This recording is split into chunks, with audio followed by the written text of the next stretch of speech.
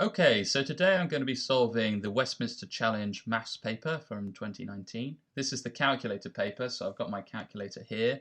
I'll be writing in the calculations that I do so that you can follow along. So this is an hour and a half paper. Let's begin. A florist has 60 bunches of gypsophila. Okay, doesn't really matter, it's a flower, to sell. She sells 41 bunches for £4.30. Towards the end of the day, she offers a discount and sells all the remaining bunches at a reduced price. If her costs were £180 and she finished the day with a profit of £62.80, what was the reduced price per bunch? Okay, so we can set up an equation for this. There are 60 bunches of flowers here. She sells 41 at £4.30. So let's work out the cost of, or the price that she sells them for. £3.30 multiplied by 41.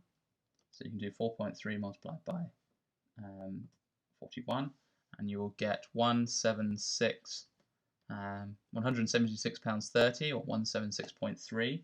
Okay. And then she must sell another 19 flowers at the reduced price because it has to add up to 60. So 19 bunches, sorry. So let's go with 19, and I'm going to call the reduced price, let's just call it P. Okay.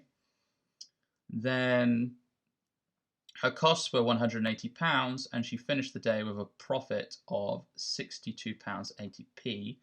So this is the amount of money that she gets given into her hand. This is kind of the price that she sells all the flowers for. So we take her costs away from that to get her profit. Okay. And then that is equal to £62.80. Okay. So here we can plus the 180 to the other side, and then maybe minus the 176.3. As I've got a calculator, I'm going to do that kind of all in one step just to get my 19p on its own. Okay, 19 times the cost of one bunch of reduced flowers. Okay, so let's do that. 62.8 take away 100. Sorry, add £180 minus 176.3. Okay, that gives me £66.5 for those 19 reduced bunches. Okay, so that's the total cost of all of those 19 reduced bunches. Okay, so what I did was I just added 180 to this side, and then I subtracted 176.3 from the other side as well to get the 19p on its own. Okay, so the next step is just to divide this equation by 19. So it's 19 times the price of a reduced bunch of flowers. So let's just divide by 19 to get the price of one bunch of reduced flowers. Okay, so dividing by 19, I get a nice even number, a nice sort of round number, and that is £3.50. So I'm pretty sure I'm right because it's lower than £4.30, so she's reduced the price, and it's not, it's not 3.4999 or 3.4987. It's a nice round number of pence. Okay, I think you'd expect a nice round number here. Okay, so let's move on to question 2. Vehicle A travels 44 miles per gallon of fuel used. Vehicle B uses 6.3 litres of fuel per 100 kilometres driven. Okay, use the conversion factors. 1 mile is 1.609 kilometres, 1 gallon is 4.546 litres to work out which vehicle is more efficient. Show clearly how you decide. Okay, so I am going to, there's many ways you could do this problem. You could work out how many gallons per single mile for each of them, or you could work out how many kilometers per single liter, or there's a number of different ways you could do this. What I'm going to do here is I'm going to turn my miles into kilometers, and then I'm going to multiply up to get 100 kilometers and see how many gallons that is. then I'll turn these litres into gallons and compare the two numbers. Okay, so I'll take you through it step by step. Let's turn 44 miles into kilometres. So kilometres are smaller than miles, therefore you must need more of them to make up the same distance. And so you need to be timesing by this number because you need more kilometres than you have miles here, but they equate to the same distance. So to start with, I'm going to say that 44 miles, if I multiply that by my conversion factor, 1.609, that will give me the distance in kilometres. 1.609, so 44 times 1.609, that's equal to 70.796. Now, in the interest of saving time, I'm just going to write 70.8 here, although on my calculator I'm storing that number 70.796. So in future calculations, when I write 70.8, I'm actually using 70.796 on my calculator. Now the reason for this is that I don't want to lose any accuracy. If I round it to 70.8, and it turns out that there's 0.001 of a gallon in it between vehicle B and vehicle A for traveling 100 kilometers, then, you know, I don't know the answer because I rounded too early. So I'm going to keep the real number on my calculator and write down 70.8. I see a lot of students writing down, 10 decimal places when they don't need to.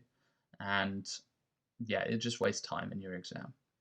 Okay, so that is 70.8 kilometers that vehicle A travels for 1 gallon of fuel used. So if I want to multiply that up to make, that's right, 1 gallon. If I want to multiply that up to make 100 kilometers here, then I would multiply on this side by 100 over 70.8. That would get me up to 100 on the left-hand side. So I've got to do the same thing on the other side. And 1 times 100 over 70.8 is just 100 divided by 70.8. So I know for vehicle A, 100 kilometers is equivalent to 100 divided by 70.8 gallons. So let me do that. So remember, I'm using the exact answer from earlier. And again, I get a nice sort of long number of sort of decimal places afterwards. I'm just going to write down the sort of first two. So it's 1.41, although it continues 25, blah, blah, blah. So if I find at the end the other one is also 1.41, I'm going to write down a couple more decimal places to show which one is bigger. And I've got that on my calculator, so I don't need to write it down. Hopefully they won't be that close. So the next thing to do is to turn this 6.3 litres of fuel per 100 kilometres driven. Let's turn that 6.3 litres into gallons. A gallon is bigger than a litre, therefore we should expect fewer gallons for that same 6.3 litres. So I'm going to be dividing by this number 4.546 because I want my number to go down. I expect that, think of gallons as an enormous bucket and litres as just, a bottle of Coca-Cola or something like that. So you expect to pour several of those bottles of Coca-Cola into your bucket, and then so if you've got like, I don't know, 6 bottles of Coke, you're gonna have, just maybe 1 and a bit buckets to pour that into. So your number's going down basically here. Okay, so let's divide this 6.3 by 4.546, and that should solve it for us. So this is vehicle A, and vehicle B we know is going 100 kilometers. I'm just going to write G for gallons here, and here we're going to have 6.3 divided by 4.546. Okay, so that number there is 1.38 gallons. Sorry, 1.385, so I could call it 1.39. Okay, I'll call it 1.39 gallons, rounding up. And you can see clearly that vehicle B requires fewer gallons of petrol, fuel, whatever it is, to travel the same 100 kilometers. So vehicle B is more efficient. Okay. Let's move on to 3A. 3AI. What would need to be subtracted from 5x to obtain 3x plus a? So I've got the idea that I need to subtract a 2x to get down to 3x. But how am I going to get that a? Write what you're going to subtract in brackets here. If you take away 2x, then I need to really add a. And so if I take away a negative a, then that would be equivalent to adding a. So the answer is 2x minus a. This would equal 3x plus a. Okay.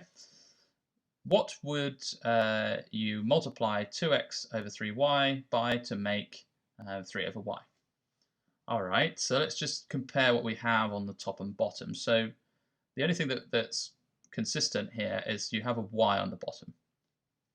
So I know I'm not multiplying by any number of y's. Okay. I do, though, want to get rid of this 2x on the top. So if I multiply by 1 over 2x, that would cancel with my 2x on the top there. And then I don't want a 3 on the bottom, but I do want a 3 on the top. So if I multiply by 3, that'll just cancel the 3 on the bottom. So I need to multiply by another 3 to get the 3 on the top. So the answer is 9 over 2x. Okay, good. Make L the subject of k equals m over the square root of a minus L. Okay, I'm going to do that on a piece of paper here. So let me mark up this text, this blank page. Okay, so this is 3b. Okay, and it's k equals m over the square root of a minus L. And I want to make L the subject of this formula. All right, so let's divide by m first. Okay, I'm just going to divide by m on both sides. I'm going to get k over m is equal to 1 over the square root of a minus L. So m is on the top over here. When you divide by m, they cancel on the top and bottom. Then what I can do is I can flip both sides of this equation. I want to get my square root a minus L on the top. And if you divide both sides of your equation, if you do sort of 1 divided by this side of the equation and 1 divided by this side of the equation, then that is equivalent to flipping both of these fractions. And you're always allowed to do that. Okay, you're actually allowed to do any number divided by this side of the equation and any number divided by this side of the equation, because these are just numbers. Just think of them, I mean, technically they're variables, but just think of them as putting a number in for k, like 2 and m is 1, and you know, you can make up numbers here if you don't believe me and see if it works. And as long as k over m is equal to 1 over the square root of a minus L, then when you do 1 divided by both sides of this equation, it's still going to work. Okay, it's still going to be an equation. They're still going to be equivalent to each other. So when you do that, you get m over k is equal to the square root of a minus L. So that's divided by 1, so I haven't bothered to write that down. Then the next logical step is to get rid of the square root sign. So the way to get rid of a square root is to square something. So that's going to give us m over k. And you can either square each one or do it in brackets squared. I'm going to square each one just to give us a nice formula at the end without any brackets in it. I don't want any kind of discrepancy between the exam schemes, the mark schemes answer and my answer. So hopefully they squared both top and bottom. But if you did put it in brackets and then square the outside, I would say that's equivalent. That's the same. So then I have a minus L. I can plus L to the other side and then take away my m squared over k squared, and that will give me my final answer of L is equal to a minus m squared over k squared. There you are. If you did have this without the sort of 2 there, that would also be correct. Okay.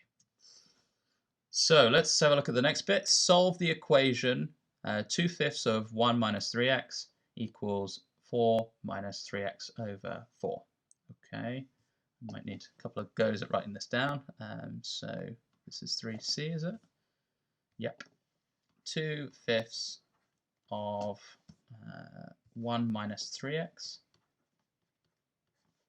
is equal to 4 minus 3x over 4. Okay, quite a lot of, well, there's a few fractions here. So let's first multiply in by this fraction, I think.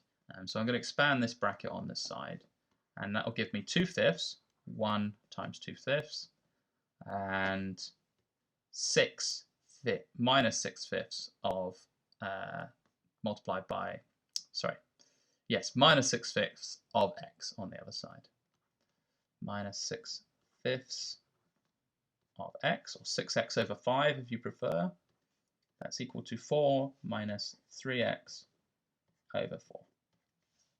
Okay, so I'd quite like to get rid of the fractions here. So what I might do is multiply both sides by 5 and then multiply both sides by 4, or I'll do it all in one step and kind of multiply by 20. But think of it as multiplying by 5 times 4. Okay, in that respect, when you multiply by 5 on this side, you get rid of the 5 on the bottom, so you just get 2 and minus 6x. But then you've got to multiply by 4, so you're going to get 8 and minus 24x. Okay, and on this side, you're multiplying by 5 and then 4. So I'm multiplying by 4 to get rid of the 4 on the bottom. So this first one I'm just multiplying by 20, right? So it's 4 times 20, which is 80.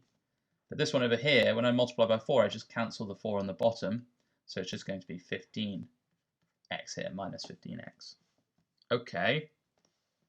Next, the simplest thing to do would be to add the more negative x to both sides to get x positive. So if I add 24x here, that will cancel out. And so I'll add 24x here as well. And that will give me, what's that, 9x. Okay. And then I could minus the 80. Okay, so I'll get minus 72. So 8 minus 80 is equal to 9x. So x, when I divide by 9 on both sides, what is that? That's just 8 times 9, right? Minus 8 times 9. So x is minus 8. Okay. If you want to do any of these steps in your calculator, then feel free to do that. You have a calculator here. So something that would be quite nice to do now is check that it works, put the minus 8 back into the equation up here, and see if you get the right answer. So we could do that. Let's do it just briefly. So putting this into my calculator, 2/5 is 0.4 times 1 minus 3 times minus 8. Okay, that gives me 10. And then on the other side, we have 4. Yep, that's going to work, I think. 4 minus 3 times minus 8. So that gives me positive 24, if you times those two minuses together, divided by 4. So positive 24 divided by 4 is equal to 6, and 4 plus 6 is equal to 10. So both sides equal to 10, so I know I'm right. That's always a good check to do if you do have a calculator. All right, so the last bit, we need to simplify this expression here. I'm going to do this on the page here. So what I'd probably do is take out the 5 in the front first, and then I would have just 1 minus 6 minus x over 6. If I put this all over 6, then I can think of this as 6 over 6 here. 1 is just 6 over 6, 6, 6, there's a 1, yeah, it's fine. So I have 6 minus 6 minus x. Okay, that's fine. So if I open that bracket up, I'm going to have a minus 6 and a plus x. So I'm going to end up with, I need my 5 at the front, over 6. Okay, so 6 minus 6 is just 0. So it's x over 6, okay, inside the bracket. So it's going to be 5x over 6. And that is a little bit simpler, 5x over 6. Okay, great. Let's move on. Question 4a.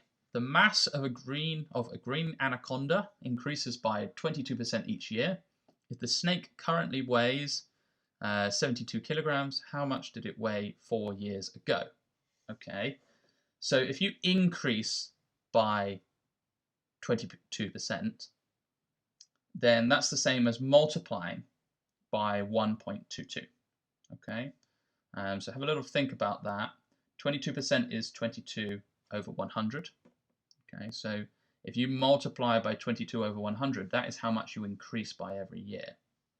So let's have a look at this on some paper here.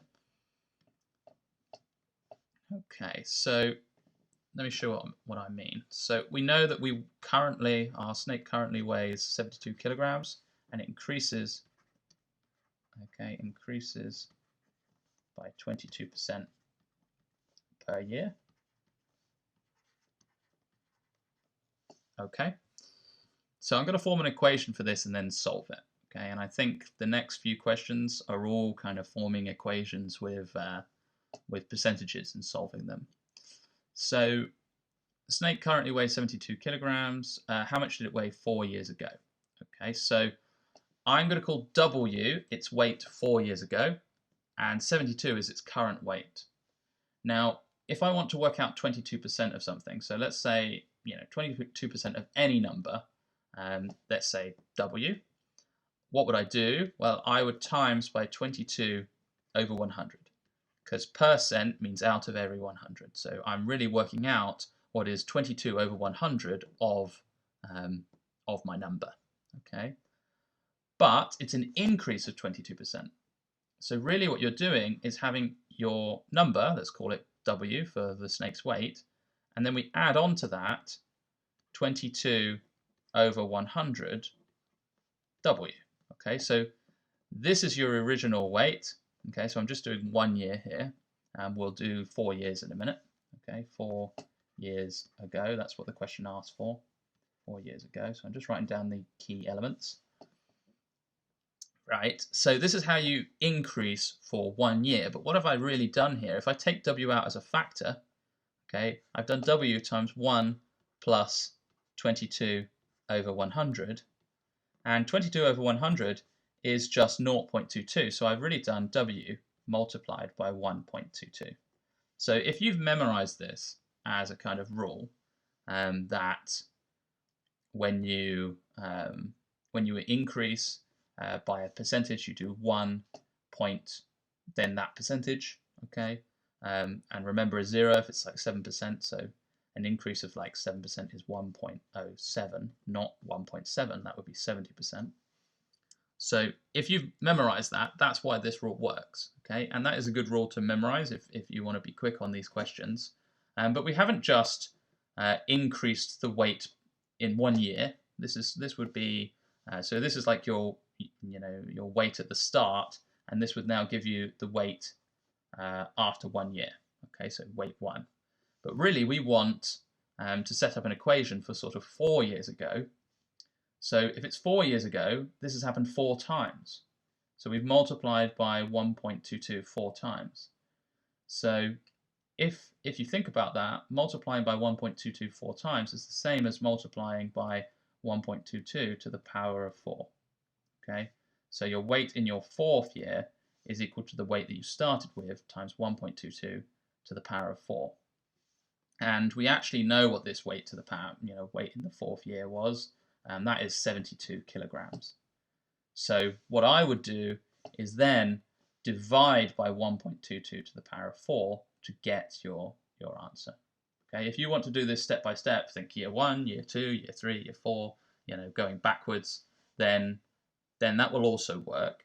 But this is the fast way to do it, and a lot of questions have this kind of increase on increase every year sort of in them, so you might want to learn how to do this quickly. So your weight should be 72 divided by 1.22 to the power of 4, and that's going to be equal to 72 divided by 1.22 to the power of 4. Okay, and that's equal to 32.5 kilograms. And I'm pretty sure again about my answer being correct, not just because I think this reasoning is quite sound, but it comes to 32.5007. So those 00s mean there's no real sort of uncertainty when you would really round this. You probably round it at the 0.5. Yeah, don't write it all down again. So there you are. That should be your answer. Okay. So the level of radiation in a nuclear fallout zone decreases by a constant percentage each year. If a radiation counter in the zone read 500 counts per minute in January 2000, okay, and 120 counts per minute in January 2019, what would it have read in January 2012? Okay, fine. So in this one, you can see you're going 19 years later, and then you want to know what happened, in fact, 12 years later. Okay, so there's no kind of multiplying by 12 over 19 or anything like that, because again, it's got this idea that it's a decrease on a decrease. Okay, so let's set up an equation for this using kind of percentages. So this was for A, and now we're doing for B. Okay, for B. So let's start off with, in year one, or in 2000, we had 500 counts per minute. So this could be something like Chernobyl or something like that. Then each year, you're decreasing by a certain percentage. So to decrease by a certain percentage is to multiply by a number less than 1. In fact, you're multiplying by this number, 1 minus your percentage over 100. Okay, so this is why if you want to reduce something by 20%, you would actually multiply by 0.8. You want the 80% that's left. Okay, so it's okay to sort of just call this number x here, because we're not actually concerned about what this percentage is. Once we have this factor that decreases by each year, it doesn't really, we're just going to do that 12 times instead of 19 times, and then we'll solve our answer. So we don't really need to know the percentage at all. So we can just call this number x and suspect that that number is in fact less than 1.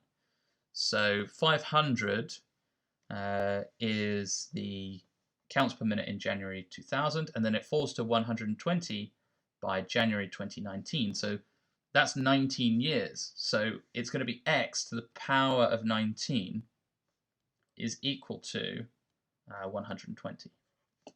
Okay? So we want to find out what this x is, because in the minute we're going to do 500 multiplied by x to the power of 12, and that will give us our answer. So there's no easy way of getting from to the power of 19 down to the power of 12. Okay, so if this was something like 20 years and this was 10 years, then you could use the square root. Okay, you could say x to the 20 square rooted is equal to x to the 10. Sorry, x to the 10. But because these are 19 and 12, there's nothing doing here.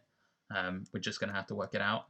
So you might need to see if your calculator has a sort of button that looks like this, a square root with like a box here, and you could put in there 19 to solve this. So I'll show you what I mean.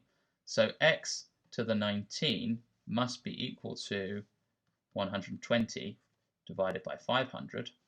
So if I just want x, I need to either use this button, okay, with a 19 down here and 120 over 500. If you don't have that, there's another way of doing it. You may know that indices like x to the half is equivalent to square root x. And it's actually true that x, so x to the 1 over 19 or y to the 1 over 19 would be equivalent to the 19th root of x. Okay, so if you don't have or you can't find that button on your calculator that sort of square roots something, or not square roots, roots to a certain number, then you can in fact do 120 over 500 all to the power of 1 over 19, and that will also find this x for you. Okay, so I'm going to do that here. I have this button on my calculator, so I'm going to use it. So the number outside is 19, and then inside we have 120 over 500. Okay, so that gives me 0.92. Let's just call it 93. It's 927, but again, I don't want to write down loads of digits here, so 93. So it means that each year you have about a 7% decrease in your radiation. And all you need to do now is, we don't need to say that, we don't actually need to quote the 7%. We can just use 500 times this number, 0.93, now to the power of 12, because we're looking for 12 years later. Okay, I'm just checking this is correct. I'm actually thinking you want to be very careful that this is in fact 19 years later and not 20 years later. So often students, and me apparently, have problems counting the number of years if you count from 0. So remember, we counted from 2000, and then there's 2001, 2002, 2003, all the way up to 2019. So that's 1 year, 2 years, 3 years. Okay. So I think that it is still going to be 19, I think. So you've got to be very careful that you get this correct, because there are in fact 20 numbers here. If you start from 0, go up to 19, but there are 20-year gaps, 20 jumps. Okay, sorry, there are 19 jumps here. So it is in fact to the power of 19 and to the power of 12. If you don't believe me, you can check it out for yourself. Actually sort of count these number of arrows that you'd need to go along, and you'll see that there are 19, but there are 20 numbers there. So be careful about that. Okay, just be careful. Sometimes you need to have a think about this before you write these down, which I didn't do here, but luckily I got it right anyway. So when you put this in, when you put in this 500 times 0.93, and of course I used the number on my calculator, I didn't round to 0.93, to the power of 12, then you get 203.01. So I'm just going to round it to 203, and I would say to 3 significant figures. Okay, so these are your counts per minute in January 2012. Okay. So again, just be careful. It doesn't hurt to sort of reason there are 19 gaps, but there are 20 numbers here. Okay, it doesn't hurt to do that. Okay, let's have a look. What's next? So Josh collects trading cards. The size of his collection grew by 14% during 2016, but fell during 2017. During 2018, the size increased by 7%. At the end of 2018, Josh calculated that he would have to sell 9% of his collection to reduce it back to the size it was at the beginning of 2016. By what percentage did the size fall during 2017? Okay, a lot of information here. Let's break it down. So let's say at the start his size is S. Hopefully this S is going to cancel. So his collection grew by 14% during 2016. Okay, so you multiply that by 1.14.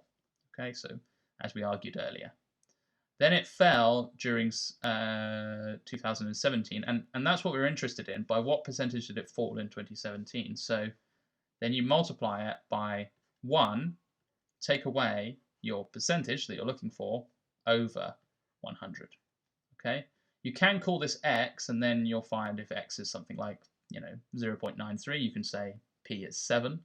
But sometimes it's nice to write it like this. I like to write it like this. Okay, during 2018, the size increased by 7%, so times 1.07.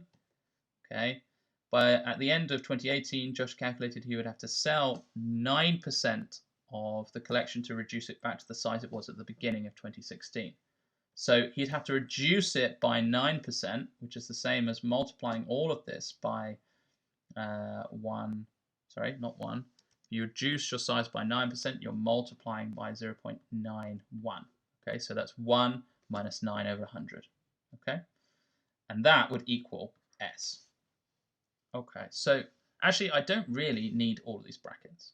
Okay, I don't really need all these brackets, apart from I do need this bracket here, because it's all multiplying, so it doesn't matter what order you do it in.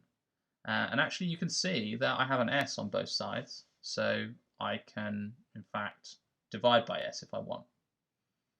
So what I'm going to do is I'm going to write all the numbers at the front, and I'm going to then work out what this 1 minus P over 100 is. So if I divide by S, I have 1 times 1.14, and then I'm going to multiply by 1.07, and then 0.91, and then I would not multiply by 1 minus P over 100. Okay, and that's all equal to 1. So I have a times 1 on both sides. That's a bit pointless. I don't really need that. But if I divide by 1.14 and 1.07 and 0.91, I can actually work out what 1 minus P over 100 is. So I'm going to do that. So I'm doing 1 divided by 1.14 times 1.07 times 0.91. Okay, that gives me quite a round number actually. 1 minus P over 100 rounds quite nicely to 0.9. It's 0.9008. But I think what they'd expect you to do here, because it rounds nicely, is say that this is 0.9 and then P is approximately 10%, or it would be 10% to the nearest percentage. Okay, so P is equal to 10%, and that's 10%. P is equal to 10, which is 10%. Okay, so that's a 10% decrease. By what percentage did the price, did the size fall during 2017? And it's 10%. Okay, great. So let's move on to 6. The surface area of a sphere is known to be between this and this. Okay, so it's 27 centimeters squared to the nearest centimeter squared. That's what they're saying. Show clearly that the volume of the sphere correct to the nearest cubic centimeter is guaranteed to be this. So for this question, you need to know the formula for the surface area of a sphere and the volume of a sphere. Luckily, they are quite similar, so it's quite easy to remember them. The surface area is 4 pi r squared, okay, and the volume is 4/3 pi r cubed. Okay, so we've got 2 here. Now, I can work out an upper and lower bound for my r. Okay, so I know that my radius is going to lie in some range because I know the surface area is in some range. But if I work out the smallest my r can be and the largest my r can be, and then plumb them into this equation for volume, I'll find out the largest my volume can be and the smallest my volume can be. And then we'll see if that rounds correct to the nearest cubic centimeter to 14 centimeters cubed every time. So let's work out the smaller radius, and I can do that by putting in 27.5 as my surface area, dividing by 4 pi, and then square rooting. Okay, so I'll do that. 27.5 divided by 4 pi, okay, is 2.188. Okay, if I square root that answer, I get 1.479. Okay, so I'm just going to store that answer on my calculator, and I'll write it down here. So R min, the minimum radius, is 1.479 to 3 decimal places, and the maximum my radius can be, Well, actually, let's work out the minimum volume then using that minimum radius. So if I multiply that, if I cube that number, my minimum radius, and then multiply that by 4 pi divided by 3, 4/3 pi, then I get 13.56. Okay, so my minimum volume by putting this minimum radius into this equation here is equal to 13.56, which would round to 14 centimeters cubed. Okay, so you might have to state that. Let's do the same thing for the maximum. Okay, let's do the same thing for the maximum. So 28.5 divided by 4 pi. Okay, that gives me 2.26. Okay, then 2.27, sorry. Then I'll square root that answer. Okay, I get 1.5. Okay, so that's my maximum radius. My maximum radius, and luckily that is bigger than my minimum radius, so I am on the right track. So that's 1.506, if you like. Okay, so let's cube that number. Multiply that by 4/4 pi, and you get 14.307, sorry. So this maximum volume, so volume maximum, is equal to 14.3, okay, just rounded. And we know that both of these to the nearest, so these are both in centimeters cubed, I should probably write that down, centimeters cubed. I know that both of these rounded to the nearest centimeter cubed is in fact 14 cubic centimeters. Okay, so that's fine, right? That worked out. The diagram shows a circle fitting snugly inside a square, which means that it touches these edges. If the circumference of the circle is 41 centimeters, what is the perimeter of the shaded region? Okay, let's do that then. So let me just draw a couple of lines over here. So these are both radii. There we are. Okay, so I'm going to need to work out what the radius is. So that is just 41 divided by 2 pi. And okay, so when I work that out, I get 6.553, okay, to 2 decimal places. Okay, so that's my radius. I'm going to use, the answer on my calculator again, as always. And actually, you can see that you also have a bit of your circumference here, a quarter of your circumference. So this is a square, right? So you can use radius, and then a quarter of the circumference to work out the perimeter of the shaded region there. So I'm going to do 2 times my radius. So I should say that circumference is 2 pi r, and that's how I found my radius. I did 41 over 2 pi is equal to my radius. Okay, and then for my perimeter, I'm going to use 2 times this radius, so 6.53. I'm going to be using the answer on my calculator, so times that by 2, and then add on 41 divided by 4, because this is a quarter of my full circumference here, and I know that it's 41 centimeters, plus 41 over 4. Okay, so that comes to 23.300 centimeters. So it looks like every time they want you to give an answer, or almost every time they want you to give an answer, they give you something that rounds very exactly to sort of 1 decimal place. So if I write down what the calculator actually says, it's this. And you can see these 0s here mean that there's no real incentive to, well, if you round to 2 decimal places or 3 decimal places, actually at 3 decimal places it's going to change. You'll have a 1 on the end. But 1 or 2 decimal places, then you're always going to have 23.3. So I think they want you to leave your answer like this. Oh, bless me, sorry. Okay, if the shaded area is 8.8 centimeters squared, what is the area of the square? Well, actually, we don't really need to know this. We already can work out the area of the square, right? The area of the square is 2r is, or 2 times the radius is the length of the edge of the square. So we can just do 2 times the radius and then square that.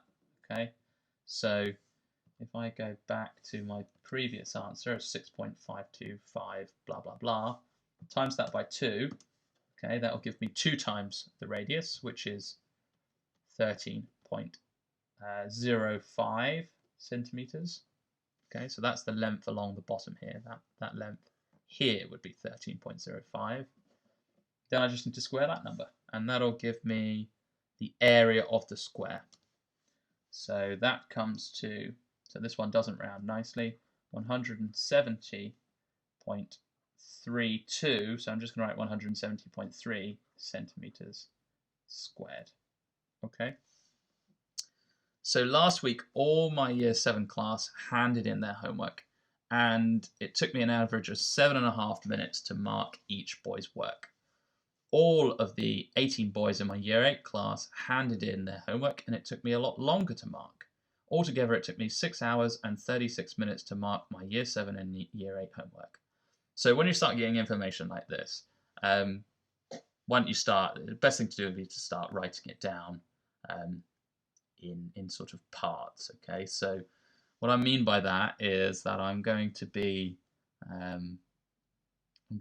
sort of putting this into equations. Okay, so let's just see what they asked for at the end. How many boys are in my Year 7 class, and how long did it take me on average to mark each Year 8 boys prep last week?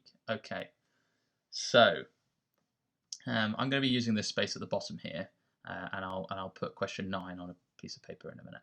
Okay, so last week all my Year 7 class handed in their homework, and it took me on average 7.5 minutes to mark each boy's work. So let's work in minutes, and we can convert this 6 hours and 36 minutes into just minutes. Okay, so that's 7.5.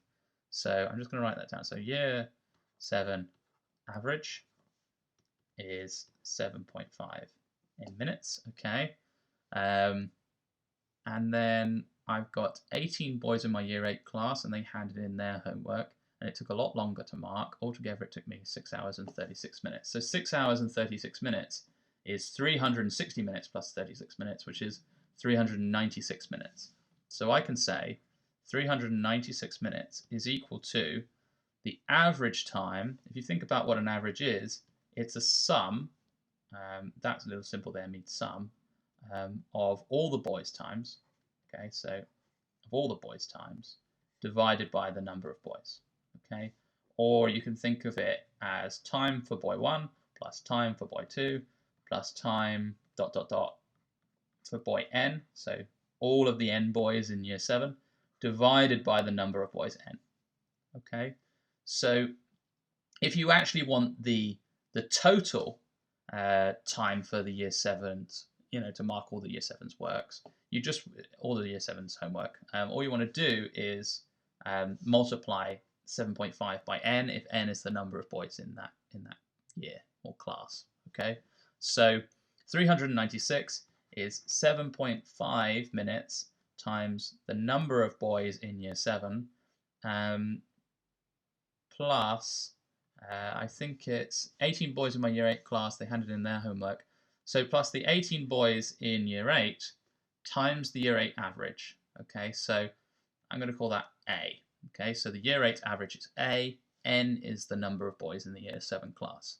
Okay, so this week 4 of my Year 7 class and 2 of my Year 8 class failed to hand in their homework, and it took me an average of 6 minutes to mark each Year 7 boy's work. Okay, fine. But it took me 4 minutes longer than last week to mark each Year 8 boys prep. On average, altogether, this week's marking took 20 minutes less than last week. Okay, so 20 minutes less than last week is 376. Okay, so that's 20 minutes less. Let me see what to do here. So this week, 4 of my Year 7 class and 2 of my Year 8 class failed to hand in their homework. So that means that there were 16 in the Year 8 class and there were n minus 4 students in the year 7 class who handed in their homework. Okay, so it took me an average of 6 minutes to mark each year 7 boy's work. So that's 6 times n minus 4. Okay, but it took me 4 minutes longer than last week to mark each of the year 8 boys' prep. Okay, so this average here, it took me 4 minutes longer than last week to mark each year 8 boys' prep on average. So that's A minus 4. Okay, that's 8 minus 4 there. All right, so these are two simultaneous equations, and we can solve them. They shouldn't be too bad to solve.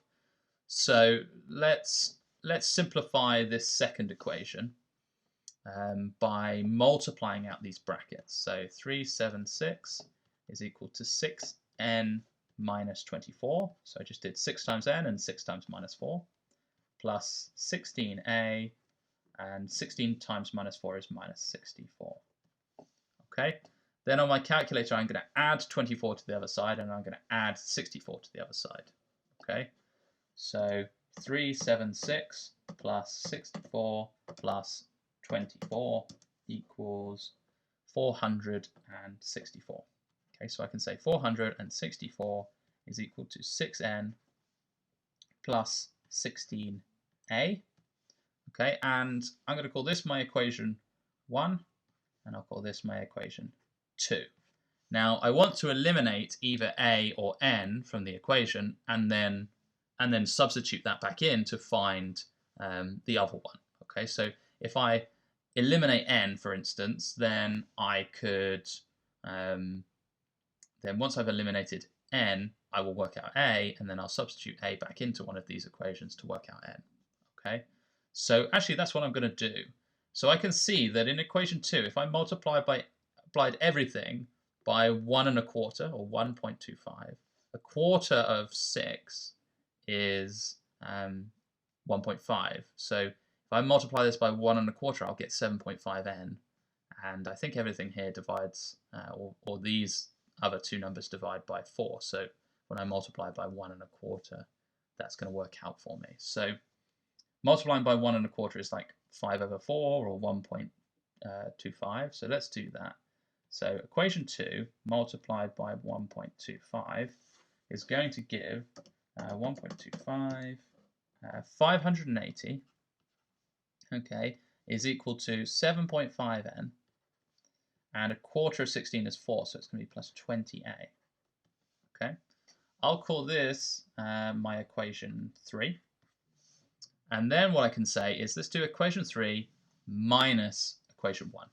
Okay, equation 3 minus equation 1. And I do that because 7.5n, take away 7.5n, is just going to leave me with no n, and I've eliminated one of the options. So 580 minus 396 gives me 184, and that's going to be equal to, so the n's cancel out, but I have 28, take away 18a, so that's going to give me just 2a. So on average, okay, this is a sort of strange number here, the average from last week for the year 8 boys is going to be 184 divided by 2. Now that does seem quite large, because this is a number of minutes. It's going to take 92 minutes to mark one prep from last week. But I think that makes sense, right? Because they said altogether, didn't they say it took a lot longer to mark, right? It took a lot longer to mark. These 18 boys, it means their average is going to be a lot higher than 6.5 minutes. Or sorry, 7.5 minutes. And that is what we see here. So if we put this 92 back into, say, equation 2, we can then solve for n. So let's do that. 92 times 16, okay, is equal to 1,472. Okay, oh, that looks a bit too big. Where have we gone wrong here?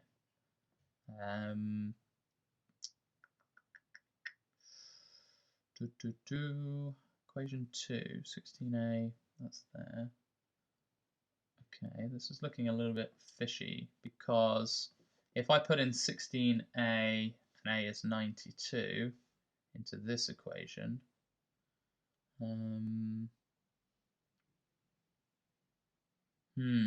okay, now this number is far too big. 92 is far too big here. So where are we going wrong?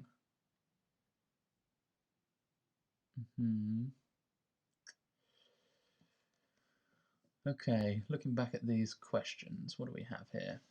This week, 4 of my Year 7 class and 2 of my Year 8 class failed to hand in their homework. It only took me an average of 6 minutes to mark each Year 7 boys' work, but it took me 4 minutes longer than last week. 4 minutes longer than last week. I did 4 minutes shorter than last week. So there's my mistake. So that'll happen from time to time. You will make mistakes, so will I. The important thing is to go back, look over your work, and then adjust everything correctly. Okay, so here it took 4 minutes longer, so this should be a plus. So that means that should be a plus. So in fact, this number here would be 376 plus 24 minus 64. Okay, so I'm going to put that in. 376 plus 24 minus 64. Okay, that makes it a bit nicer. That's 300 and okay, I need my rubber now. That's going to be 336 here then. 336. Okay. All right, this makes everything a little bit nicer. So I can times that by 1.25. So it doesn't mean you have to do all of your calculations all over again. It means that you can just sort of adjust them for your new numbers. You're going to do the same thing effectively, but you just need to change your numbers around. So if I do 420 minus 396, I'm going to end up with just 24. Okay, instead of 184, and that looks a little bit nicer. So now A is not 92, which did seem a bit large. It's in fact 12, and that still means it's going to take you longer to mark the Year 8 work, but it's not insanely long, which is a little bit better. Okay, so A is 12 now, and if I put 12, let's put it into this equation again here. If I do 12 times 16 now, hopefully I'll get a number that isn't humongous. Yes, it's 192. So if I take that away from 336, so 336 minus 192, which is what I got here for 16 times 12, that's 192. I get 144. 144 then should be 144 should be 6n. If I divide by 6, I will get n equals 24, which seems like a normal number of children to have in a class. Okay, so that's good. So A is 12, and n is 24. Brilliant. All right, tough question. Yeah, I guess just read the question very carefully, not like I did. Okay, so question 9. The traditional English system of weights and measures includes 4 units of mass: the ton, the stone, the pound, and the ounce. Okay, there are 16 ounces in a pound, 14 pounds in a stone, and 160 stones in a ton. Convert 1, 2, 3, 4, 5, 6, 7 ounces into W tons, X stones, Y pounds, and Z ounces. Okay, fine. So let's see if we can turn this first into pounds. All right, so what I kind of noticed straight away is that there are 16 ounces in a pound. If I took away 3 ounces from this, I'd end with a number 64. Okay, I have a calculator in this one, so I think I can just check if this 1, 2, 3, 4, 5, 6, 4 is that divisible by 16. If it is, then whatever that is divided by is your sort of number of full pounds that you can have. So let's see what that is. 1, 2, 3, 4, 5, 6, 4. Okay, divided by 16. Does that work? Oh no, it doesn't quite work. All right, let's think again then. So let's see, what could we do here? So let me think. Maybe if I split this into some sort of smaller numbers. So let's say we have 1, 2, 3, 4, and then 0, 0, 0. Okay, and then I have 5, 6, 7. Okay, so can I do the 1, 2, 3, 4, 0, 0, 0? That should, I hope, divisible. Yeah, that is divisible by 16. So here I have 7, 7, 1, 2, 5 pounds. Okay, so I'm going to use p for pounds. So from here, I divided that by 16, and I got this number of pounds. Okay, I think pounds might actually be LB, but I'm going to use p because it makes more sense to me.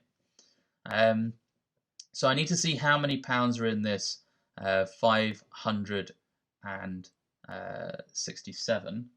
So if I do 567 divided by 16, I get 35.43, blah, blah, blah. So if I do then 35, so what I've done here, maybe I should be writing this on another page, make it a bit clearer. Yes, I'll do that in just a second. I've done 567 divided by 16 to see how many pounds there are in there. And it gives me something like 35.4, blah, blah, blah. Okay, so I know there are 35 full pounds in there. And then there are, some extras, okay, some extra ounces. So I want to know how many ounces there are extra, so that I can kind of say I've got all this many ounces as well. So I'm going to add 35 onto this number to see my total number of pounds. And if I do that, it comes to 77160. Okay, so 77,160 pounds is what I've got. Plus, I have, let's do plus, okay, so I'll take away sort of 35 from this 35.4, blah, blah, blah. I get 7 over 16. So it's 7 over 16 pounds, which means I have 7 ounces as well. Okay, so I'm going to go like 7 with a little OZ. Okay, so that is, I think, the unit for ounce, the little symbol for ounce. Okay, so I need to know how many stone are in these pounds. So if I divide this number by 14, I can do the same operation again and see how many whole stone are here and how many remaining pounds are here.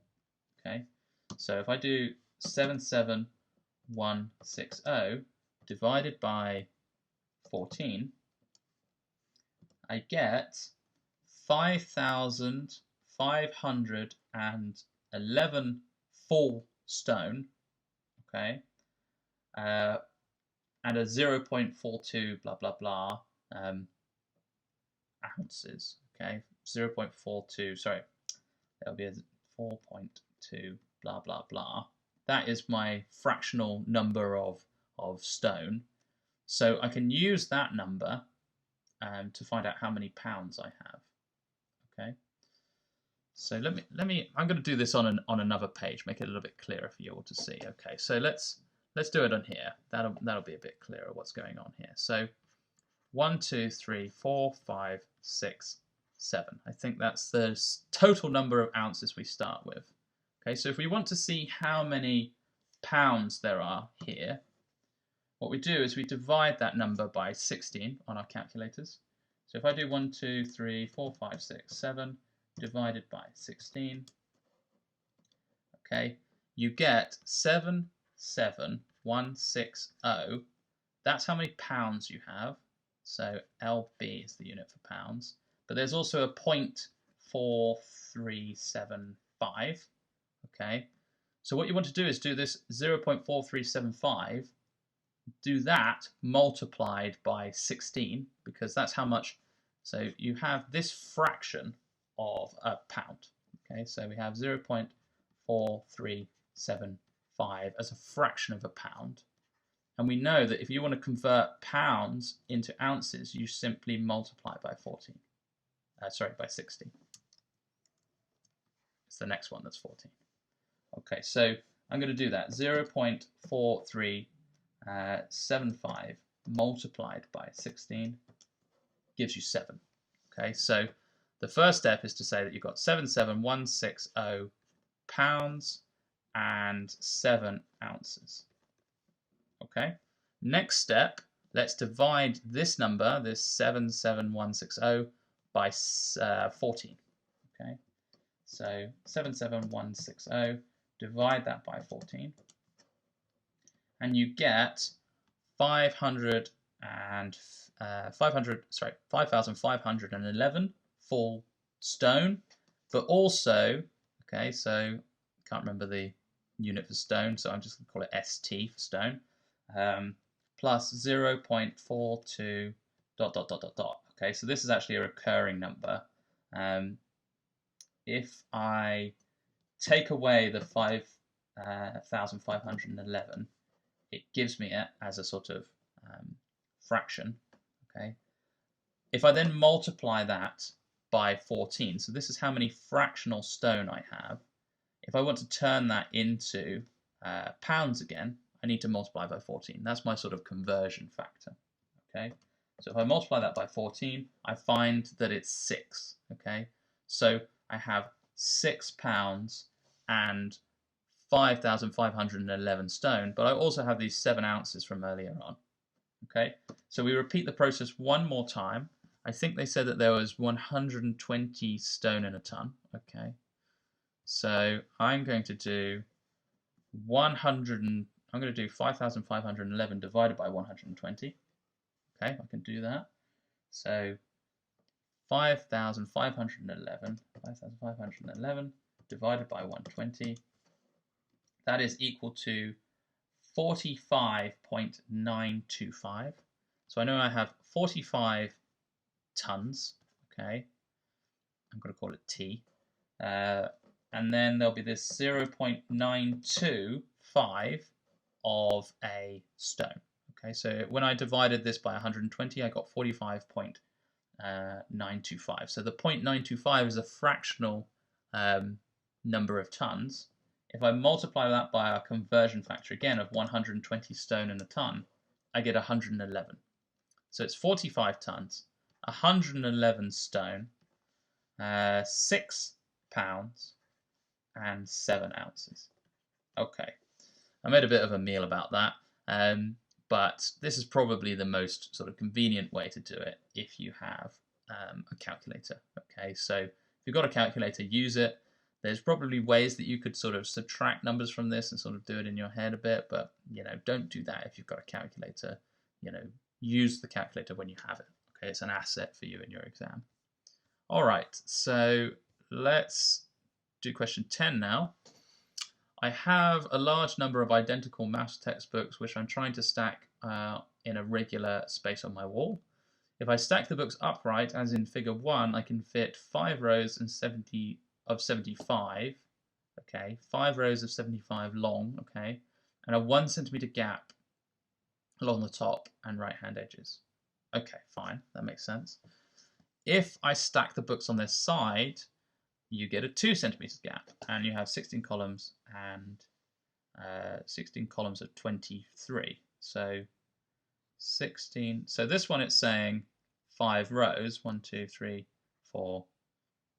Okay, 1, 2, 3, 4. Let's say 5. Okay, and there's a 1 centimeter gap, and this one is 16 columns. So that's 16 columns along there. I'm not going to draw all of them, but there's 16 there. Okay. Find the height and width of the rectangular space. Okay, this is interesting because they don't actually tell you the sort of size of the book, but we can do it. So let's have a go at this. So let's just call this sort of narrow length of the book, let's call that A, and the sort of wider length of the book B. Okay. In this case, we have 16 columns of 23. So we could say that those 16 columns is 16 times B. 16 times b equals kind of your, what do we have here? Regular space on the wall. So 16b equals the whole length of this bit along here, this length of wall here, L minus 2. L minus 2. Okay, and then we'll call this here the height, okay, H.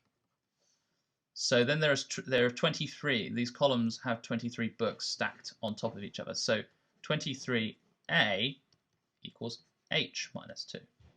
Okay, so those are the two equations from this second example here. Let's look at the first example, and we have 5 rows of 75. So 5 rows means there are 5 upright books on top of each other, and there are 75 books next to each other all the way along. Okay, so we can say that, let's say 5b is now equal to L minus 1. Okay, sorry, no, sorry, 5b is equal to H minus 1. Sorry about that. So it's the height minus 1. And we could also say that 75a is equal to L minus 1. So 75a is equal to L minus 1.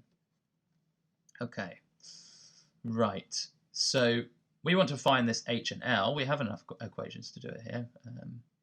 So let's do that. Let's try and work it out. Find the height and width of the rectangular space. Okay, so we want to try and eliminate these sort of a's and b's. We don't really want them in our equation. So what could I do here? I could possibly, what about if I try and work out what 1a is, and then I could sort of, yeah, let's try and make 2 equations, one with the a's and one with the b's, each of them containing h and l. Okay, I'll show you what I mean by that. So let's say that, well, I can say that b is equal to L minus 2 over 16. But I could also say that b is equal to H minus 1 over 5. Okay, so I can say L minus 2 over 16 is equal to H minus 1 over 5. So that's my equation 1. Okay, I guess all of these are my equation 1 to 4, but this is the first equation that I really am going to use to try and solve for H and L. Then I can do exactly the same thing with the A's. I can say H minus 2 over 23, that's from this equation here, is equal to L minus 1 over 75. Okay? So I want to kind of solve these equations. So I want to be able to kind of write maybe remove an H or remove an L. How am I going to do that? Well, this one looks slightly easier. The numbers are a bit smaller. So I'm going to multiply by 5 on this equation 1 and get an expression for H minus 1. Okay. I don't actually need to get an expression for H on its own because H minus 1 is here, really. I've got H minus 1 minus another 1 on the top here. Okay, so I'm going to do that. So I get 5 over 16 L minus 2 is equal to H minus 1. And when I put that into this other equation, I get, so I'm going to move the 23 to the other side. So I get 23 over 75 L minus 1 is equal to, so this is H minus 1 minus 1, is equal to 5 over 16 times L minus 2. So that is my H minus 1, but I really want H minus 2 on the left here. So I'm going to minus another 1 from that. Okay, and that's the equation I need to solve now. That's the equation I need to solve. So it's got L's and numbers on both sides. So I'm going to get 23 over 75 L. Okay, and on the other side I'm going to get 5 over 16 L. Okay, and I will get minus 10 over 16 minus 1. So minus 10 over 16 minus 1. And on this side, I'm going to get minus 23 over 75. Okay, so if I put all my L's on one side, I can see that I'll have 23 over 75L, take away 5 over 16L. All right, I realize that I might get a negative number there. I'm not going to worry about that because I'm going to get a negative number on the other side as well, I think. Okay, so if I do 23 over 75 minus 5 over 16, I get minus 7 over 1200 L. And then on the other side I have minus 10 over 16 minus 1, and I'm going to have a plus 23 over 75. So let's do that. Minus 1 minus 10 over 16 plus 23 over 75. That is equal to minus 791 over 600. Now I know I'm on the right track because I've got a 1200 and a 600. I haven't typed anything in wrong. If I times by 1200 on both sides, I could probably cancel this down, but why not just divide by minus 7 over 1200, and then I'll find my L. So my L is this answer divided by minus 7 over 1200. Okay, and that is equal to 226 centimeters. Okay, so that's my L. I can substitute in to find my H now. Where would I do that? Maybe here. Okay, maybe here. So I can do L minus 2. So I take away 2 from 226. 224 is the answer. Then I'm going to times that by 5. Divide that by 16. Okay, that gives me 70. So 70 is equal to H minus 1. So H has got to be equal to plus 1, 71. H is going to be equal to 71. Okay, so those are my answers for the height and width of this kind of wall, which seems like quite a short wall. But yeah, it's the edges of a space. Okay, so they haven't a regular space on my wall, so it's not necessarily the whole height of the wall. That did seem like a kind of short wall, but maybe he's got like a poster or something he doesn't want to obscure. Okay, so coming now to question 11. In the diagram below, AB, FC, and ED are parallel. AE is perpendicular to ED. BCD is a straight line. Okay, given that CDEF is 3 times the area of ABCF, find the area of AFE. So AFE is this triangle here, and I have the base. I kind of need this height, okay, or I need this sort of, I guess, length here. Okay, if you think about this triangle rotated by, 90 degrees anti-clockwise, then you can think of that as kind of a height, and this is your base. Okay, so that's what I'm sort of looking for. But the information I'm given is 3 times the area of ABCF. ABCF is this trapezium here. Okay, 3 times that area is the area of CDEF. So CDEF is this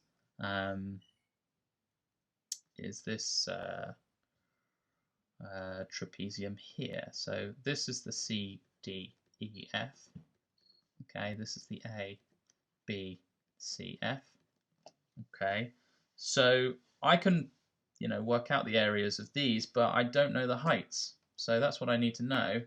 But luckily, I can see that these heights have to add to 12 centimeters.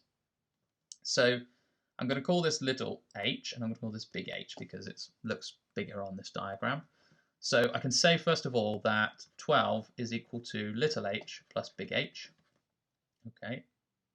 Then, actually I've got 2 h's now. I'm going to call this, let me call that L then instead. Okay, so then the sort of perpendicular sort of perpendicular going into F for the triangle. I'm calling that L now. Okay, I don't want to repeat my letters at all. So when you work out the area of a trapezium, there is a formula that you can use. That formula is A plus B divided by 2 times the height. Okay, where A and B are the length of the parallel sides. Okay, or you can think of it as the average of the two parallel sides times the height. Okay, so if I do that for both these problems here, I can say that 3 times 10 plus 8 divided by 2 is 9. So 3 times 9 times my small height. So this is actually equal to my area of ABCF, okay, because I've done 10 plus 8 divided by 2 is 9 times that height.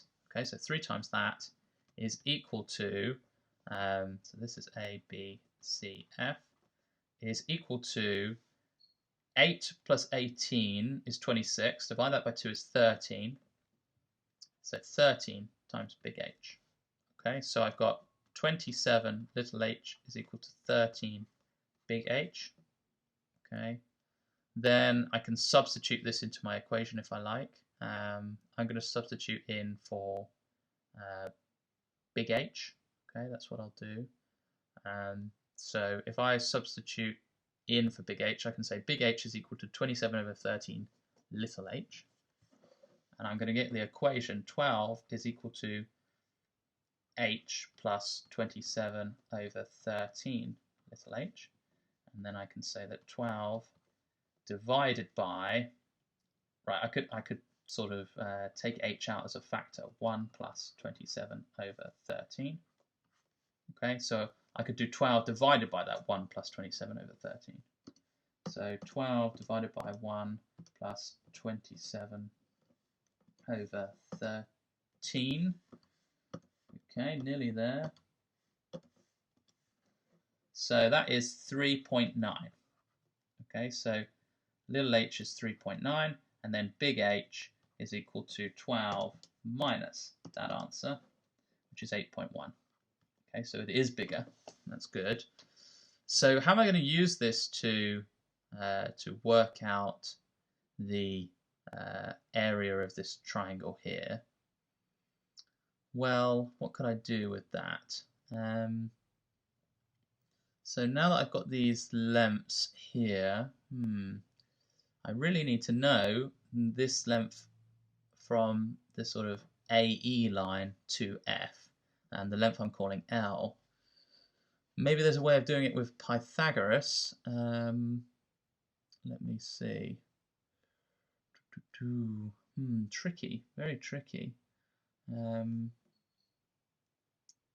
So I'm going to draw some sort of vertical lines down here.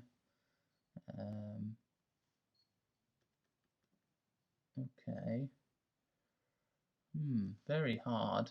Let me see. So that's my little h here. I've got that. That's my big H here. I've got that. I really need to know this length along here. Now I have the height. I know that's 8 there, but I don't really know this length here to work that out.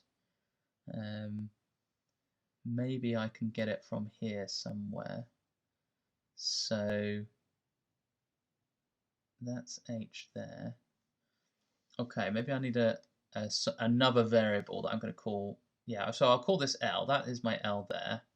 So this is 18 minus L. All right. So this length here is actually, okay, I see. So if I draw this line straight down here, that length there is still 8. Okay. So this little bit on the end here, this bit here on the end, is 18 minus L minus 8. So that's 10 minus L. Okay. What am I going to use this for? Okay, so this L here as well. So what can I use that for? So I could say that, okay, I could say that H times L over 2 is, I need to draw this in a different color maybe, is this triangle here. Okay, so it's h high, which I know, and it's L long, okay, divided by 2 will give me that area there. All right, and then it is in fact, so this h here will be the same as this triangle here. That's important to notice. Oh, actually, can I just, no, there's a much easier way of doing this. My triangle is what's left over when I take away my two trapezia from this big trapezia here. Okay, that's a much easier way of doing this. I was about to do something clever to work out L, but I don't need to. I can just now put in my h and my little h to find out the true areas of A, B, C, F and C, D, E, F, and then take that away from 12 times 10 plus 18 divided by 2. Okay, so that's the easy way of solving this. Sorry, I was going about it kind of a tricky way there, a long-winded way. So the area of A, B, D, E, okay, the big trapezium, the one around the outside, is 10 plus 18 divided by 2, so that's 14 times 12. Okay, so 14 times 12, okay, that's 168. If I then take away 9, so I could do 9 times my small h is the area of my A, B, C, F, but then I know that 3 times that number is also equal to my big trapezium, so I could do 4 times the area of this little trapezium, should be equivalent to all of this area, okay, all of the area in both of these, okay. So if I take away from this 4 times 9 times 3.9, okay, that should be the area of AFE. Okay, so let's do that. So 168 minus 4 times 9 times 3.9, and that is equal to 27.6, and that seems reasonable to me. Okay, so 27.6 centimeters squared. Okay, sorry about that. Sometimes you can get it wrong and go about it a really crazy way, but I didn't see straight away that I actually could use the outer trapezium, but of course you can. All right, so Stefan and Toby want to build a toy spacecraft from Astro construction parts. Stefan wants to build an Astro Scout, whilst Toby wants to build an Astro Transport. They do not have the parts they need, so they write down how many more of each part they will need to buy. At the shop, Stefan is told his extra parts will cost £53.05. Toby is told his extra parts will cost £84.95. Each part costs a whole number of pence, and there are no discounts for bulk buying. Which costs more, a gun or a cosmic shield? Okay, so these are guns, these are cosmic shields. So I'm going to call these X, Y, and Z. So I have 17X, 8Y, and 5Z. Okay, and that will equal the cost of Astro Scout, which is what Stefan wants to build. Okay, so this is equal to, let's do it in P, 5,305p, and this one is equal to 8,495p. Okay, if I do this, I'm looking for which costs more, a gun or a cosmic shield. Okay, so I'm going to write this down here. I'm going to write down some equations for what's going on here, but I can see there's going to be a sort of problem that hopefully we're going to get around with this idea of a whole number of pence. Okay, so the problem I spot is that there will be 3 unknowns and just 2 equations. And whenever you have 3 unknowns and just 2 equations, you can't solve for the unknowns. So there's no way I will be able to say exactly what the guns, cosmic shields, or turbo engines cost. But that's not what I'm actually asked, so I should be okay. Let's see, 17x, which is my number of, which is the price of my guns, okay, plus 8y plus 5z is going to be equal to 5305. Okay, and if I do the same thing for the astro transport, it's 27x plus 13y plus 8z equals 8495. Okay, so what I'd quite like to do is eliminate z. The answer is about guns and cosmic shields, or x and y. Okay, so to eliminate z, what I could do is let's call this equation 1, equation 2. If I multiply equation 2 by 5 and equation 1 by 8, so times this by 8 and times this by 5, I will get 40z here and a 40z here. All the other numbers will be different. Okay, and then when I take one equation from the other, hopefully I'll end up with, sort of a nice answer. Okay, so the first thing I'm going to do is go with 27 times 5. That's equal to 135. So this would be 135x, and let's do 13 times 5 is 65, and then this would be 40z. What would this be on the other side? I'm not going to bother writing all of these in. So 8495 times 5, that is 42475. Okay. If I do the same thing here, multiplying by 8, 17 times 8 is 136. That's one more. Okay, and then 8 times 8, okay, so this is 64, that's going to be 40, and then 5305 times 8, that is important, that's going to be 42440. Okay, so the trick is going to come in from the fact that these are one different, you see, so this is 136 and this is 64, but this is 135 and 65. So if I do equation 2 times 5, take away equation 1 times 8, what am I going to be left with? Well, we know the z's cancel, and equation 2 times 5 is 1 less than equation 1 times 8. But one more in the y's, right? There's 65 here and 64. So I'm going to end up with a positive y. 65 times minus 64 is just 1y. But then I'll have a negative 1x. And that, I think, is exactly what we wanted.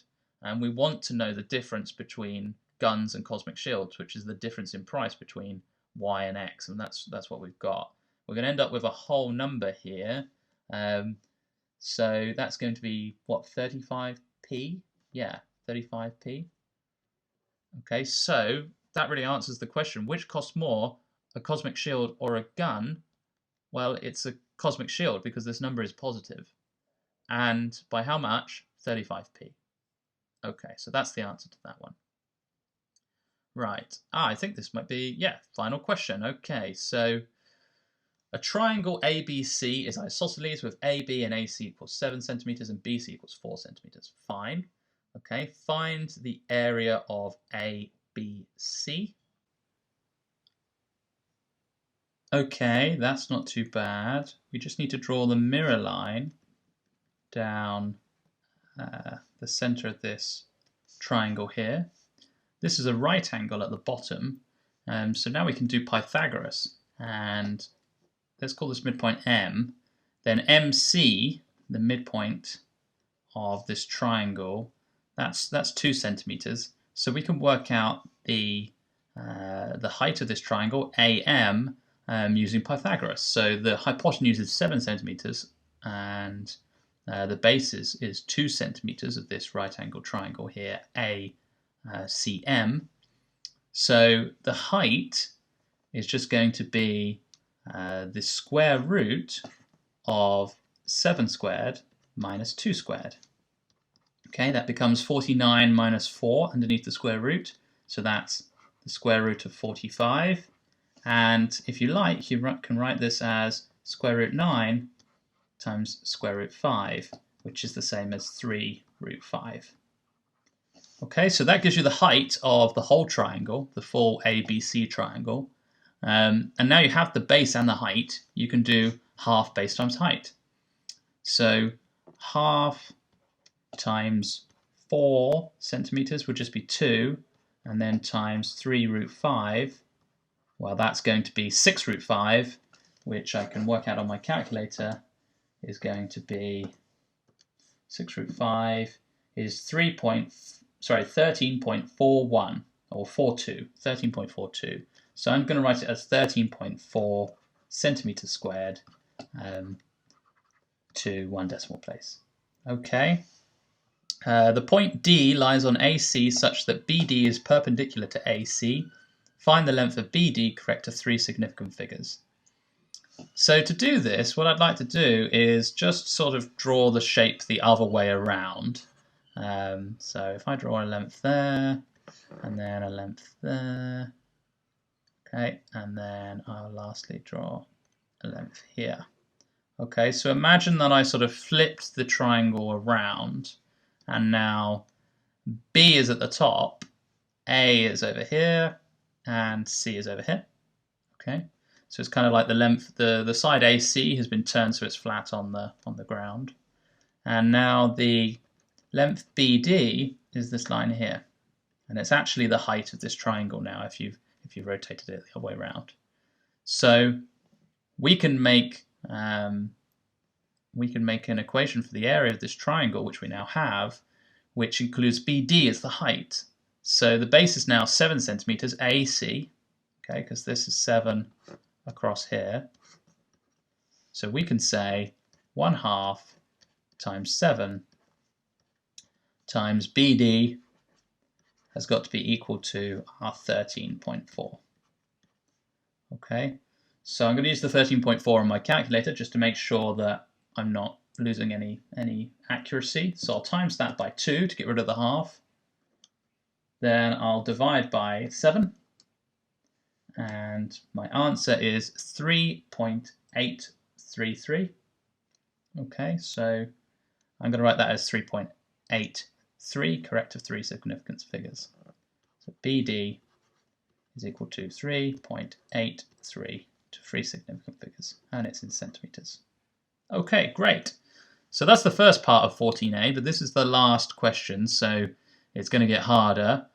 Part B, a circle is drawn on horizontal ground with its center at O and radius r meters. Okay, a flagpole of height 10 meters stands at O. A wire support connects F, the top of the flagpole, to G, a point on the circumference. Another point H on the circle's circumference is such that the angle GOH is 90 degrees. Okay, so we've got all of this summarized here. We just need to know that FO is 10 and OG is 3, and so is OH because they're both on the circumference of the circle. Great. So a strip of decorative bunting is added. One end will be attached to the ground at H. The other end will be fixed to the wire support at a point X. The bunting is made as short as possible so that the angle HXF is a 90-degree angle. Fine.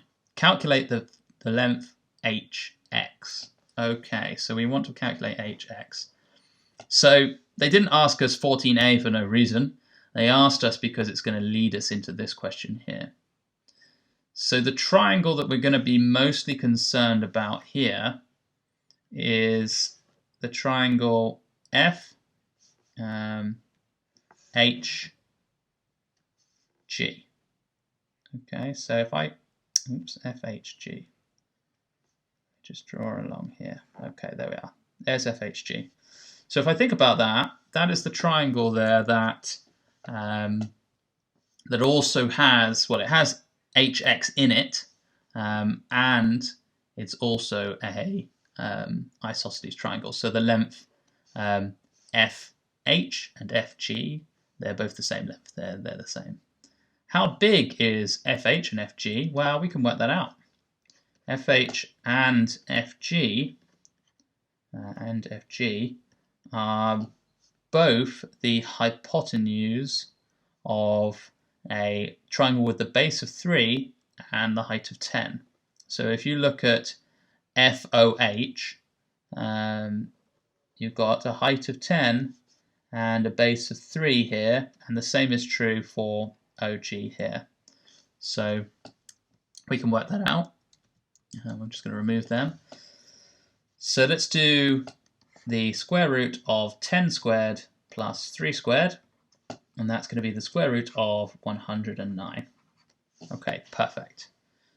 So the next thing that we might like to do, now that we've got the hypotenuse, is we might like, well, not the hypotenuse, because an isosceles triangle doesn't really have a hypotenuse, but the two longer sides of our isosceles. We might want to find this shorter side, GH. And we can use the triangle GOH to work this one out. You can see that the length of the two shorter sides here are both 3, okay, both 3, and the hypotenuse is GH. Okay, so GH in this case is just going to be the square root of 3 squared plus 3 squared, which I'm going to write as root 18. Okay, I could cancel this down, but I'm not going to just yet because I might use it again in a minute, and it just looks fine as root 18. Okay, so if I want to do the same, the same sort of exercise as I did above with the triangle FGH, I can now do that. I can now actually entirely ignore the whole flagpole setup thing and just redraw this triangle. I can just redraw this triangle with my new lengths and do exactly the same as I did in the previous part.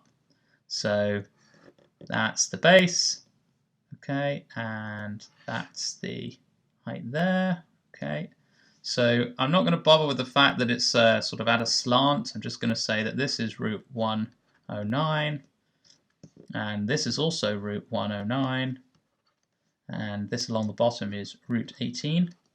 And then we'll do exactly the same thing as last time. We'll calculate the height using the kind of mirror line of this shape, so that we've now got a an isosceles, a right angle triangle to use. So let's call that midpoint there, let's call that M.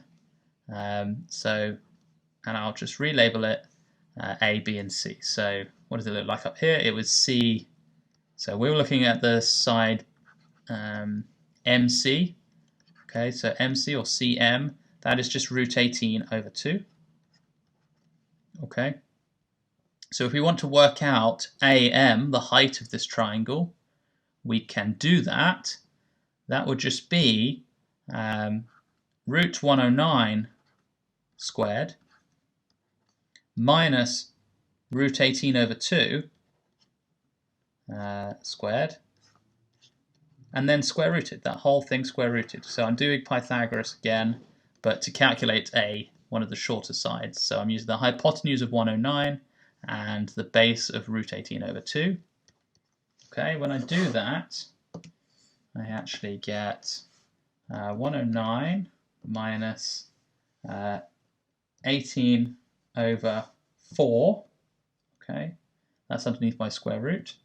So when I square that out, I get square root of 418 over 2. And this is approximately equal to, when I work it out on my calculator, 10.2 meters. Okay, that does seem reasonable because this hypotenuse is, well, these longer sides again are a little bit bigger than 10. I think it's going to be a bit bigger than 10.2, so that makes sense. And this is quite a pointy triangle here, so the hypotenuse is going to be roughly equal to the height here.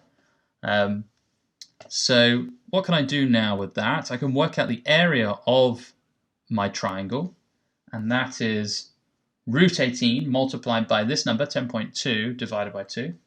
So I'm going to multiply that by root 18. Okay, then I'm going to divide that by 2. And that gives me an area of, so my area of my triangle is 21.7 meters squared to the nearest 0.1 of a meter squared.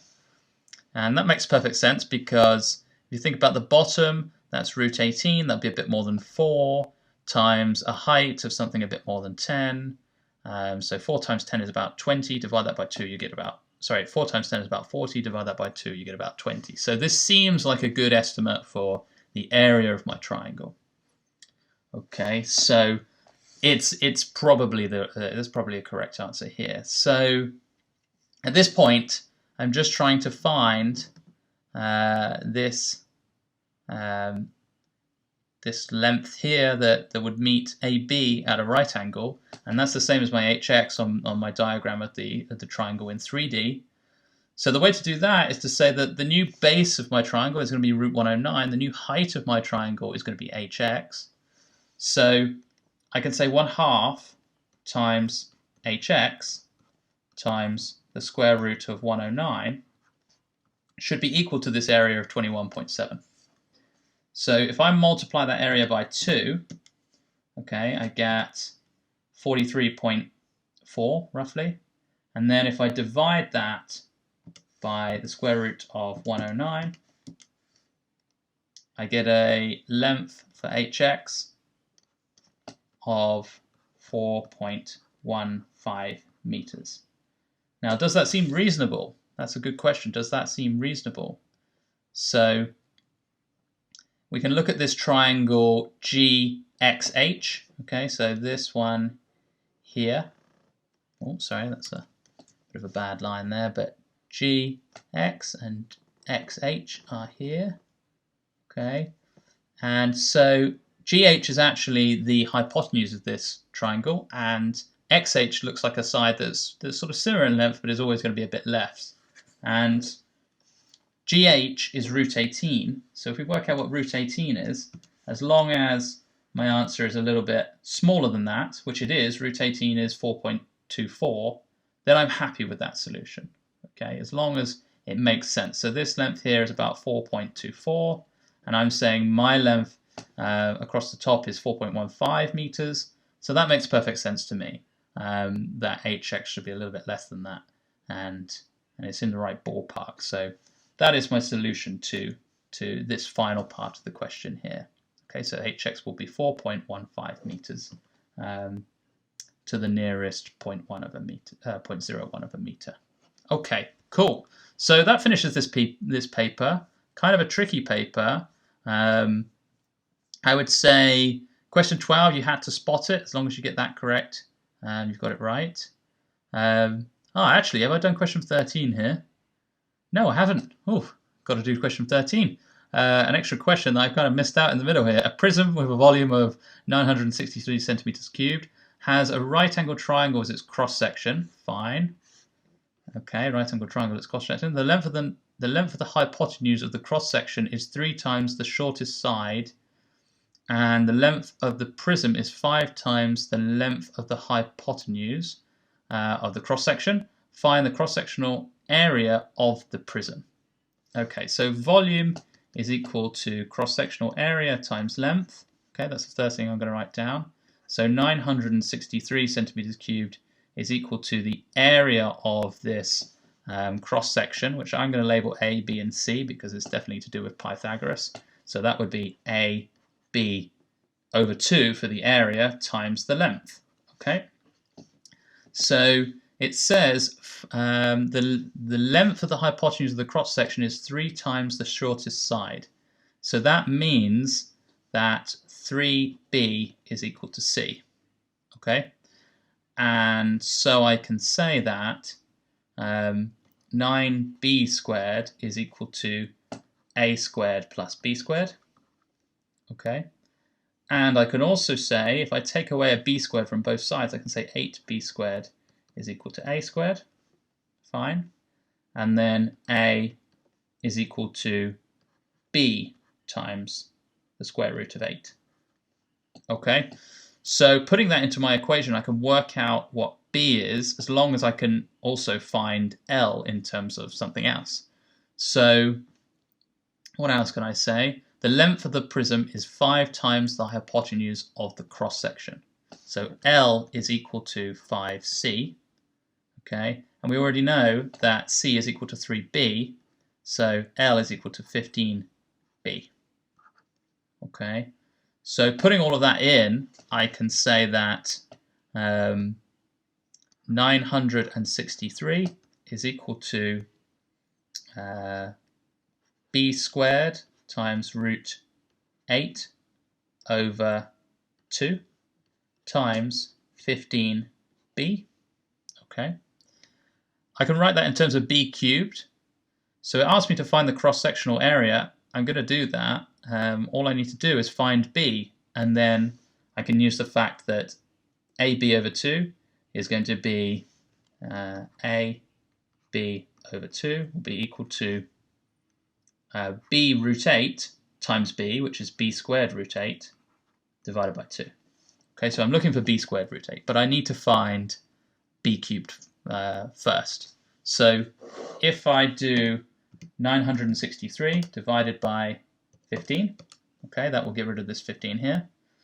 And then I'll multiply that by 2, getting rid of this 2 on the bottom, and I will divide that by root 8. Okay, that gives me a b cubed equal to 45.4. So when I cube root that answer, I get a b of 3.57 centimeters. Okay, and that's to 2 decimal places.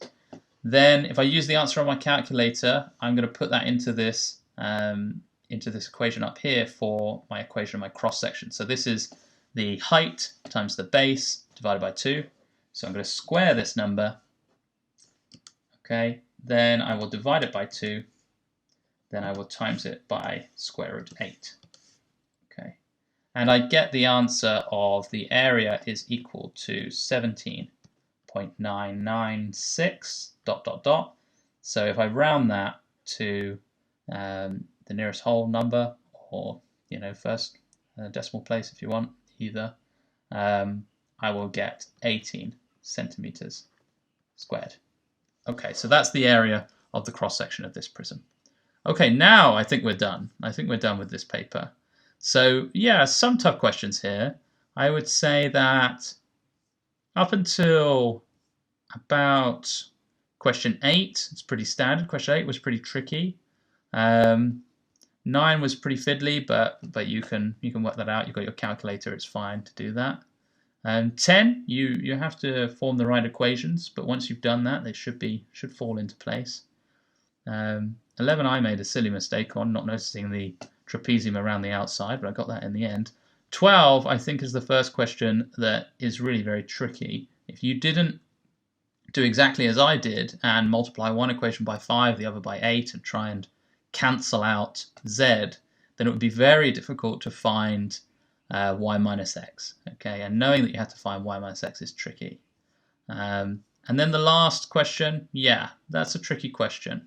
Once you've spotted how to do it on question 14a, question 14b is still not very easy because you have to do Pythagoras several times to fully abstract this to a shape that is just 2D and exactly the same as the first question, just with different numbers.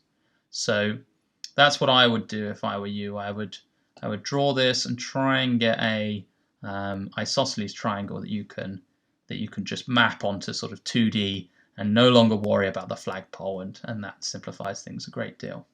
Okay, great. I hope you enjoyed this solution to the Westminster Maths Challenge. Thank you.